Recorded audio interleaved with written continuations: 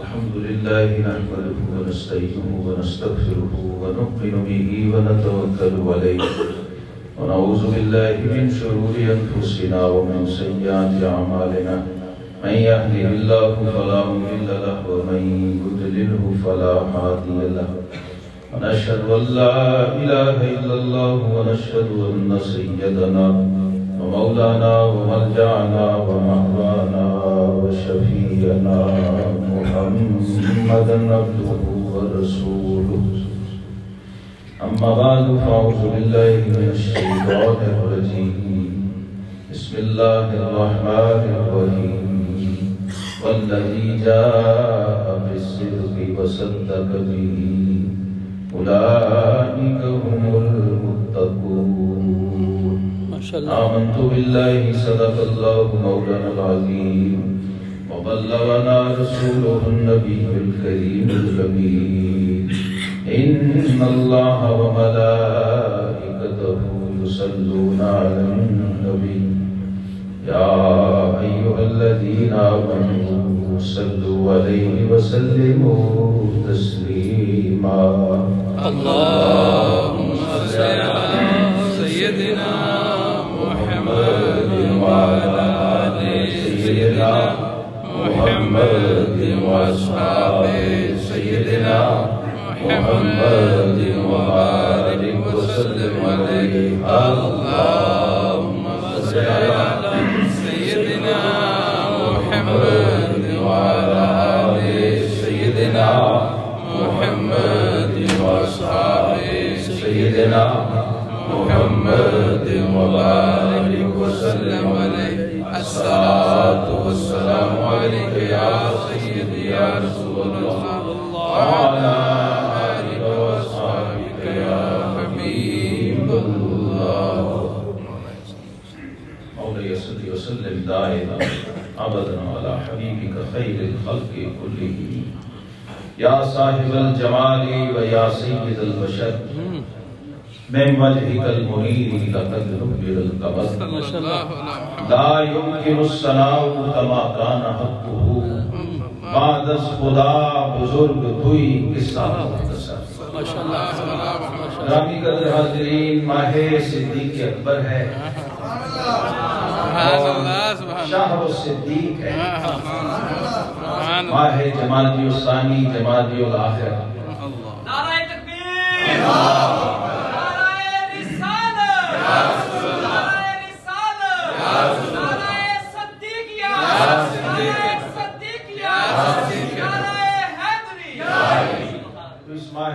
مبارک کے نام میں دیکھیں ثانی ہے جمادی الثانی تو یہ بھی اعلان کر رہا ہے کہ اللہ کے حبیب کا اگر کوئی ثانی ہے تو وہ ثانی اثنین ہے سبحان اللہ قرآن نے کہا قرآن کی نص ثانی اثنین ہونا دو میں سے دوسرا ہونا خلیفۃ الرسول بلا فصل ہونا امیر المومنین ہونا پہلا صحابی ہونا پہلا مسلمان ہونا پہلا خلیفہ ہونا اور پہلا خطیب ہونا پہلا مفتی ہونا یہ آقا کریم علیہ السلام کے ساتھ ہر موقع پر بدر میں حضور کے ساتھ تو ثانی ہے اور غار میں حضور کے ساتھ ثانی ہے مزار میں حضور کے ساتھ ثانی ہے کوئی موقع نہیں اسلام میں بھی اسلام کی تاریخ کا جو امت میں آغاز ہوتا ہے تو امت میں پہلا اور امت والے کے بعد دوسرا یہ قرآن نے سمجھایا ہے اس کے بعد کسی چون چرا کی کوئی گنجائش نہیں ہے تو یا صاحب الجمال میں پڑھ رہا تھا تو اس پر مجھے ثانی اثنین کی جو شان عطا ہوئی میں آج اس سے شروع کرتا ہوں یا صاحب الکمال یا صاحب الکمالی و یا اکمل البشر،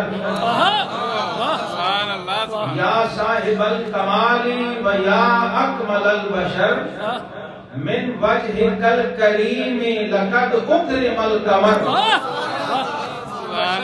من وجہک الکریم لقد اکرم القمر، اور بعد از خدا حبیب خدا شد بزرگ تر،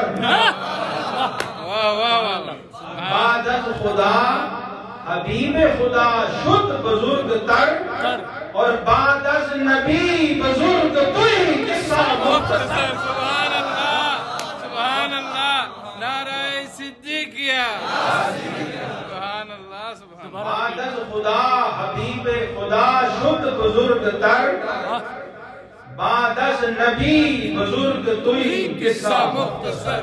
سبحان اللہ، کیا بات ہے۔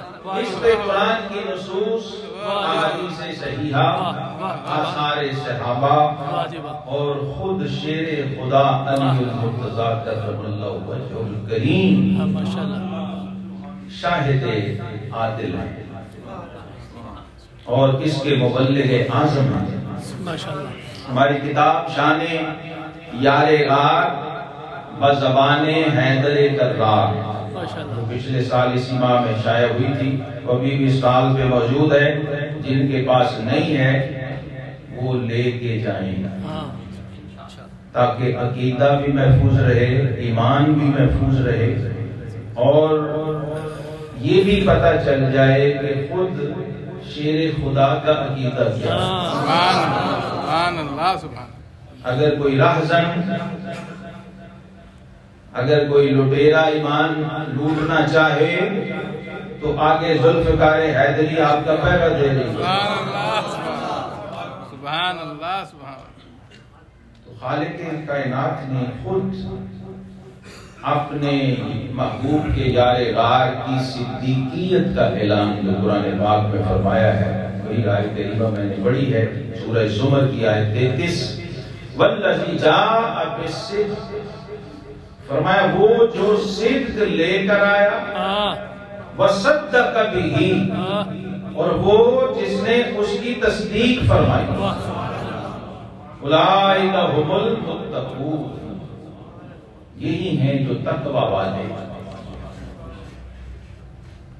اور امام بزار نے اپنی مسند میں، امام ابن عساکر نے اپنی تاریخ میں سیدنا علی المرتضیٰ تاریخ دمشق، امام ابن عساکر رحمت اللہ تعالی علیہ کی کتاب ہے، 80 جلدوں میں۔ سبحان اللہ، کتنی؟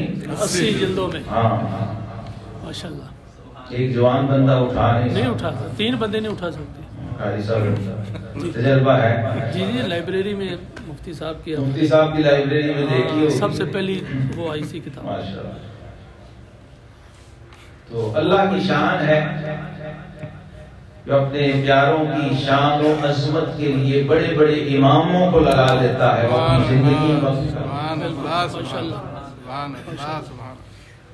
اس وقت روئے زمین پہ شاید کوئی ایسا عالم ہو جس نے 80 جلدیں پڑھی ہوں تاریخ دمشق۔ کیا بات ہے، تو آپ سوچئے جس نے لکھی ہیں۔ کیا علم ہوگا۔ میں جب دمشق گیا نا تو سب سے پہلے آپ کا مزار آتا ہے دمشق میں۔ یہ چوک نہیں بنے ہوتے، وہ جو گول دور جس کو عربی میں کہتے ہیں، وہ بنا ہوا گول چکر جو ہمارا راؤنڈ اباؤٹ، اس کے سینٹر میں آپ کا مزار ہے، اور بنتا بھی یہی تھا۔ میں نے کہا کہ سبحان اللہ، دنیا کی سب سے بڑی تاریخ جس نے لکھی ہے اس امام کا یہی حق تھا جو امام المحدثین ہے۔ تو آپ نے اس آیت کی تفسیر میں سیدنا علی المرتضیٰ شیر خدا رضی اللہ تعالی عنہ کا قول نقل کیا۔ آیت کی تفسیر کون کر رہا ہے؟ شیر خدا سبحان اللہ۔ فرماتے ہیں اس کا مطلب ہے والذی جاء بالحق هو محمد صلی اللہ علیہ وسلم، وہ جو یہ دین حق لے کر آیا ہے، والذی ارسل رسولہ بالہدی ودین الحق، یہ تو خود قرآن ہے۔ ماشاءاللہ، سب سے بڑا مفسر قرآن اپنا خود ہے۔ القرآن یفسر بعدہ بعدا، سبحان اللہ سبحان قرآن کا سب سے بڑا مفسر خود قرآن عظیم الشان ہے۔ کیا بات ہے۔ تو والذی جاء بالحق هو محمد صلی اللہ علیہ وسلم، ذات پاک رسالت مآب صلی اللہ علیہ وسلم، شیر خدا کہتے ہیں وہ جو حق لے کے آیا ہے وہ محمد مصطفیٰ ہیں۔ وصدق بہ ابو بکر، کیا بات ہے۔ اور جس نے سب سے پہلے اس کی تصدیق کی ہے وہ ابو بکر صدیق۔ سبحان اللہ سبحان اللہ سبحان اب کسی سے کیا پوچھنا ہے؟ ہاں جو تنگ ذہن ہو یہ اس کے بس کی بات ہی نہیں۔ علی سے پوچھ کہ کتنا عظیم تھا صدیق، سبحان اللہ تصدیق ہو گئی۔ اب ذرا توجہ یہ چاہیے، ایک ہوتا ہے تسلیم کرنا، ہاں کیا ایک بات ہوتا ہے تصدیق کرنا۔ تصدیق کرنا، سبحان اللہ کیا الفاظ ہے۔ آپ بتائیے اس میں کوئی فرق ہے کہ نہیں ہے؟ کیا فرق ہے، کیا فاروق اعظم نے تصدیق کی تھی کہ تسلیم کیا تھا؟ تسلیم کیا تسلیم کیا ہے۔ عثمان غنی نے تسلیم کیا ہے، شیر خدا علی المرتضیٰ نے تسلیم کیا ہے، باقی سب نے تسلیم کیا ہے، صدیق اکبر نے تصدیق کیا۔ سبحان اللہ سبحان اور تصدیق کے لیے پہلے علم ہونا ضروری ہے، سبحان اللہ سبحان اللہ کیا بات ہے۔ کیونکہ بغیر علم کے تصدیق نہیں ہو سکتا۔ جو اٹیسٹیشن اتھارٹی ہوتی ہے نا وہ لکھتے ہیں فارم پہ تصدیق کنندہ، تصدیق یہ رب کریم خالق کائنات جس نے بھیجا ہے یہ وہی کہہ سکتا ہے اور وہی بتا سکتا ہے کہ میرے دین کا تصدیق کنندہ کون ہے، لے کر آنے والا میرا حبیب ہے اور تصدیق کنندہ اس کا صدیق ہے۔ سبحان اللہ سبحان یہ پہلے طے ہو گیا، واہ واہ واہ سبحان یہ اللہ پہلے طے ہونا ضروری ہے۔ ماشاءاللہ۔ یہ تصدیق کرے گا کون؟ جب معراج کی رات آقا کریم علیہ السلام معراج کے شرف سے مشرف ہو کے واپس تشریف لائے دیدار الہی کے بعد، تو جو آخری بات ہوئی واپسی میں، جو آخری بات تھی وہ یہی تھی، سبحان اللہ۔ اے جبریل میرے حبیب سے کہہ دو کہ یہ جو شان ہم نے آپ کو دی ہے، جو عظمت و کمال عطا فرمائے ہیں، جو مشاہدات کروائے ہیں اور اپنا دیدار بے حجاب کروایا ہے، یہ صبح جا کے آپ نے خود مکے میں حرم میں کھڑے ہو کے بیان کرنا ہے۔ ابھی کون سا دور ہے؟ مکی دور ہے، ابتدائی دور ہے، ابھی چند سال ہوئے ہیں اعلان نبوت کو، دعوت کے آغاز کی باتیں ہیں۔ چند بندوں نے ابھی کلمہ پڑھا ہوا ہے اور وہ چھپ چھپ کے بیچارے غاروں میں، چٹانوں میں، پہاڑوں میں جا کے اپنی گاڑیوں میں مشکل سے نماز ہی پڑھتے ہیں۔ ابھی ظلم و ستم کا بازار گرم ہے۔ تو آقا کریم علیہ السلام نے فرمایا ٹھیک ہے جبریل، اللہ نے فرمایا تو ہم کریں گے لیکن مانے گا۔ اللہ اللہ واہ واہ معجزات کی دنیا کا شاہکار معجزہ، نبیوں کی تاریخ میں بھی پہلے جس کی کوئی مثال نہیں، سبحان اللہ سبحان اللہ اسے کون مانے گا؟ یہ تو سارے مشرک، بت پرست، ابو جہل، ابو لہب، یہ کون مانے گا؟ واہ واہ واہ رب کریم نے فرمایا جبریل میرے حبیب سے کہے کہ اور کوئی مانے نہ مانے، وہ جو مکے میں ہم نے تصدیق کرنے والا رکھا ہوا ہے وہ صدیق مانے۔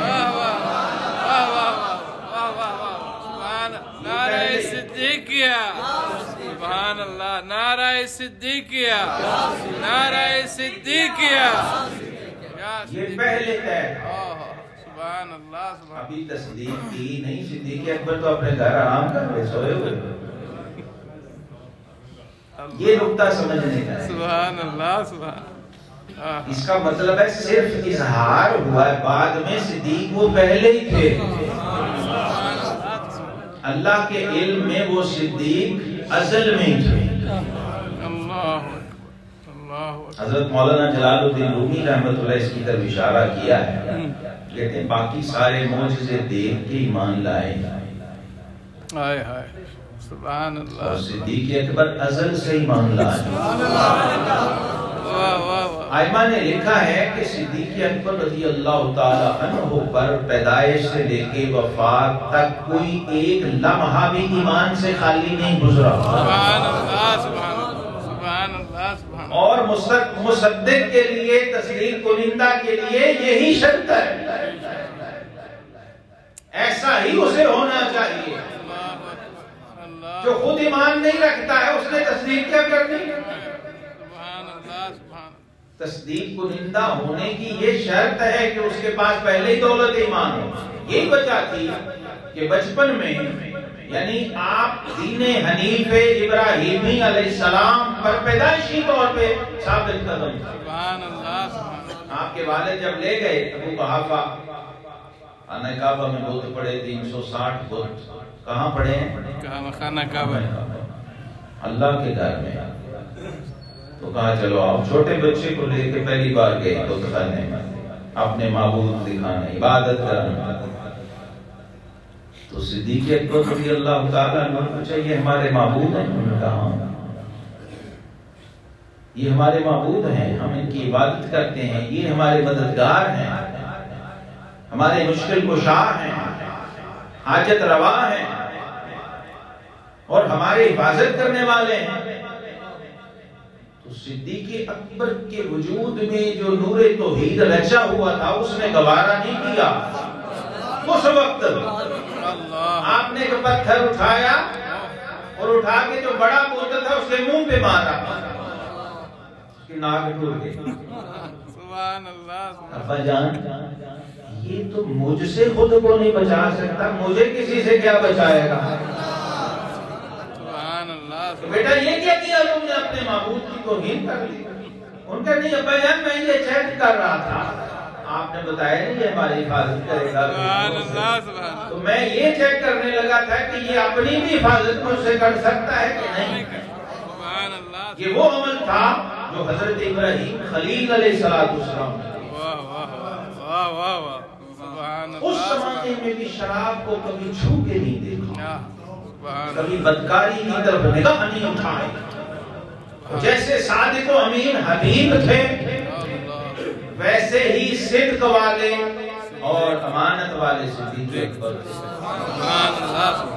جیسے آپ کی تعظیم و تکریم تھی، اعزاز تھا لوگوں میں، شہرت تھی، مقبولیت و محبوبیت تھی، ایسے ہی پورے قریش میں اور عرب میں آپ کی طرف کے لوگ رجوع کرتے، جھگڑوں میں صلح کے لیے آپ کے پاس آتے، مسائل لے کے آتے، فیصلے لے کے آتے. تجارت تو تھی ہی، آپ کا ظاہری اسٹیٹس بھی، دنیاوی اسٹیٹس بھی بہت بڑا تھا، بہت بڑے تاجر تھے، بہت بڑا خاندان تھا. بنو تیم بن مرہ بن کعب، 5ویں پشت پہ شجرہ بارگاہ رسالت مآب صلی اللہ علیہ وسلم سے مل رہا. سبحان اللہ. سبحان اللہ. اٹھا کر دیکھ لو بے شک قریشی ہاشمی شجرہ نبی کے ساتھ ملتا ہے نسب صدیق اکبر کا. سبحان اللہ. سبحان اللہ. سبحان اللہ. یہ نسبت بھی تھی، تعلق بھی تھا. تو حضرت جلال الدین رومی کہتے ہیں موجب ایمان باشد معجزات. کہتے ہیں یہ معجزے ہیں نا، یہ ایمان کا سبب نہیں ہوتے بلکہ بوئے جنسیت کو ند جذب صفات. سبحان اللہ. وہ جو باطنی اور قلبی اور روحانی ازلی مناسبت اور تعلق ہے وہ ہے جو مرشد کے وجود سے فیوز و برکات کو خاص کرتا ہے. سبحان اللہ. سبحان جو باطن سے ایک سینے سے دوسرے سینے میں فیض کو منتقل کرتا ہے. اور فرماتے ہیں کہ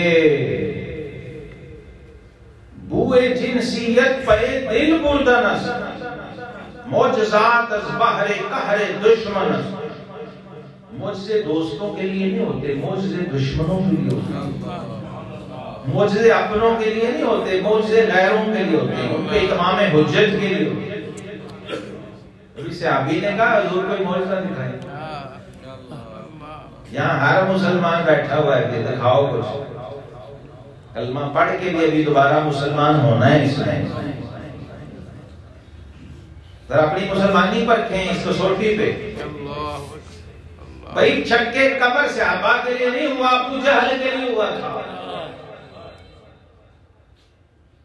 جو اس پہ مدار رکھ کے بیٹھا ہے وہ ذرا اپنی مسلمانی کو پہلے چیک کرے کہ میں مسلمان ہوں بھی کہ نہیں ہوں۔